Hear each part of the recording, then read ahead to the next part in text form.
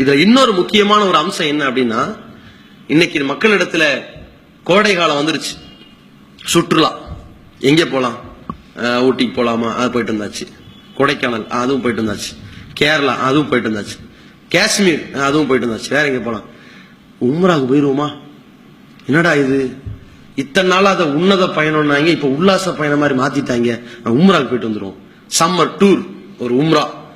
வணக்க வழிபாடு செய்ய வேண்டிய இடத்துல, அல்லாஹ்வை அஞ்ச வேண்டிய இடத்துல, பாவ மன்னிப்புக்காக வேண்டி அழுக வேண்டிய இடத்துல, பிரார்த்தனை என்று இறைஞ்ச வேண்டிய இடத்துல இவங்க நிலைமை என்னடான்னு கேட்டா, நம்மளும் இப்படி கிளம்பிட்டாங்க. இதுல என்னடான்னா, ஒருத்தன் பிளைட் ஏறும்போது ஒரு போட்டோ, இறங்கும் போது ஒரு போட்டோ, மண்டையில முடி இருக்கும் போது ஒரு போட்டோ, முடி மொட்டை அடிச்ச பிறகு ஒரு போட்டோ, அல்லாஹ்வுக்காக உம்ரா செய்திருக்கிறேன் துவா செய்யுங்கன்னு மக்களுக்கு வேற ஒரு ஸ்டேட்டஸ். செல்ஃபி முகம் கொண்டு போய் அங்க செய்திருச்சு. இவன் குழியில உழுகுறான், மேட்ல நிக்கிறான், போட்டோ எடுக்கிறான், அது ஒரு தனி ரகம். இவன் இபாதத்து செய்யறதுல இந்த போட்டோ தேவையா? எஹ்ராம் உடைய கட்டி இருக்கிறாங்களா, இது ஒரு போட்டோ. எப்படி எஹ்ராம் கட்டு முறையை சொல்லித்தர புரியலோ இல்ல, பெருமை. இந்த உம்ரா செய்திருக்கிறோம், மக்கள்கிட்ட போயிருச்சு இல்ல. அவரு காபா ஹரம் ஷரீஃப் அந்த காபாக்கு முன்னாடி நிக்கிறாங்களா, அது ஒரு செல்ஃபி. அங்க அங்க அங்க எடுக்கிறான். ஒரு இடத்துல என்னடான்னா, சஃபாவில ஒரு ஆள் நின்னுகிட்டே இருக்கு, கையை நீட்டிக்கிட்டே இருக்கு. என்ன ரொம்ப நேரம் நீட்டுறான், இப்படி திரும்பி நீட்டுறான், அப்படி திரும்பி நீட்டுறான், அப்படி திரும்பி நீட்டுறான். அந்த சஃபாவுல இருந்து காபாவை பார்த்தாலும் கையை நீட்டணும், கையேந்து இதுவா செய்வாங்க. இவன் என்ன மாறி எதிர ஒரு ஆள் செல்ஃபி ஸ்டாண்ட் வச்சு கேமரா எடுத்து நிக்கிறான். இப்படி திரும்ப அப்படி திரும்ப ரொம்ப நேரம் அதுக்குன்னு நிக்கிறாங்க. வணக்க வழிபாட காணும். அப்ப இந்த மாதிரியான ஒரு நிலையில் இந்த வணக்கம் பாழாகிறதே. இதற்கு முன்னால் ஹஜ்ஜுக்கு போறேன் துவா செய்யுங்கன்னு ஊரையெல்லாம் கூட்டி சோறு போட்டவனுக்கும் இன்னைக்கு பேஸ்புக்ல ஸ்டேட்டஸ் போறவனும் என்ன வித்தியாசம்? ரெண்டு ஒண்ணுதானே, முடிஞ்சிருச்சு இல்ல? அத்தனையும் பாழாயிருச்சு இல்ல? மனிதனுக்காக வேண்டி செய்யக்கூடிய காரியமா மாறிடுச்சா இல்லையா? இதனுடைய முதிர்ச்சி எங்க போய் முடியுமோ அப்படின்னு பார்க்கும் பொழுது, சமீபத்தில் ஒரு 2-3 வாரங்களுக்கு முன்னாடி ஒரு துருக்கி நாட்டை சேர்ந்த ஒரு செய்தியாளர் என்ன பண்றாரு, தன்னுடைய காதலியை அங்க கூட்டிட்டு போய் அந்த காபாவுக்கு பக்கத்துல அவரே முட்டி போட்டு உட்கார்ந்து அந்த காதலிக்கு காதலை சொல்றாரு, என்ன கல்யாணம் பண்ணிக்கன்னு. அத போட்டோ எடுத்து பிரபலமா போடுறான். சவுதியினுடைய ஆளுங்கள் எல்லாம் கடுமையான முறையில் கண்டிக்கிறாங்க. செல்ஃபி போட்டோ எடுப்பதற்கும் காதலை வெளிப்படுத்துவதற்குமான இடமல்ல இந்த காபா. வணக்க வழிபாட்டை நிறைவேற்ற வர வேண்டிய இடத்துல கொண்டு வந்து இப்படி எல்லாம் செய்யலாமான்னு கேட்கிறாங்களே, இதனுடைய முதிர்ச்சி எங்க கொண்டு விட்டுருச்சுன்னு பாத்தீங்களா? அப்ப நம்முடைய அமல்கள் எவ்வளவு பாழாகிட்டு இருக்கிறது. அல்லாஹ் இதை ஏற்றுக்கொள்வானா? எப்படிப்பட்ட இடம் அது?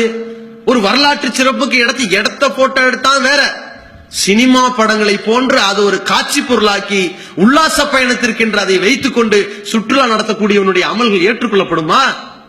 யோசித்து பார்க்க வேண்டும். நாளை மறுமையில எழுப்பப்படுகிற பொழுது எவ்வளவு லட்சங்களை கொட்டிட்டு போய் செய்த ஒரு உம்ரா அது. அட, உம்ராவுடைய கட்டத்துல ஒவ்வொருத்தனுக்கும் முதல் முறையிலையும் சரி, எத்தனை முறையிலும் சரி, அல்லாஹ்வை வணங்க வேண்டும். அந்த எஹ்ராமுடைய உடைய அணிஞ்சிட்டு காபாவை பார்த்தோம்னா கண்ணில் தண்ணீர் வந்து விடும். அப்படி கண்ணீர் வடிக்கக்கூடியவனாக இருக்கிறான் என்றால், அங்க போய் நான் இதை செஞ்சுட்டேன், செய்ய போறேன், துவா செய்யுங்க என்று ஒரு போட்டோ எடுத்து ஊர் உலகத்துக்கு பரப்புறானே, இது நல்லாவா இருக்கிறது? யோசிச்சு பாருங்க. அப்ப இத்தனை அமல்களை பாழாக்கக்கூடியதாக இருக்கின்ற இந்த மிகப்பெரிய ஒரு கிருமியாக இந்த நோய், இந்த புகழ் எதிர்பார்ப்பு, மக்களிடத்தில் இருக்கிற பெருமை பாராட்டுதல் என்கிற எதிர்பார்ப்பு இருந்தால் எப்படிப்பட்ட தியாகமா இருந்தாலும் மண்ணாகிவிடும். உயிரை விட்டு கொடுக்கிற, உயிரையே இழக்கிற ஷஹீதுடைய அந்த கூலியையே அல்லாஹ் தூக்கி எறிகிறான் என்றால், நீ மக்களுக்காக வீரன் என்று பெயர் பெறுவதற்காக போரிட்டிருக்கிறாய், அதனால் உயிரிழந்திருக்கிறாய், வீரன் என்று பெயர் வாங்கிவிட்டாய், போடா நரகத்தில் அல்லாஹ் தள்ளுகிறான் என்றால், இவனுடைய காரியத்திற்கு அல்லாஹ் ஒப்புக்கொள்வானா?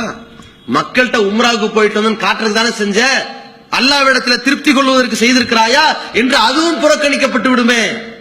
அப்ப இதை நாம் கவனத்தில் கொள்ள வேண்டும். அல்லாஹ் ரப்புல் ஆலமீன் இறையச்சம் உடையவர்களிடத்தில், பயபக்தி உடையவர்களிடத்தில் தான் அந்த அமல்களை ஒப்புக்கொள்கிறான் என்பதை கவனத்தில் கொண்டு நம்முடைய அனைத்து வணக்க வழிபாடுகளிலும் பயபக்தியோடு, இறைவனின் வரம்புக்கு கட்டுப்பட்டு, இறைவனுக்கு இணை வைக்காமல் இறை தூதர் காட்டின வழிமுறைப்படி நாம் நிறைவேற்றிருக்கிறோமா என்று பார்த்து அந்த அமல்களை பாதுகாப்போம்.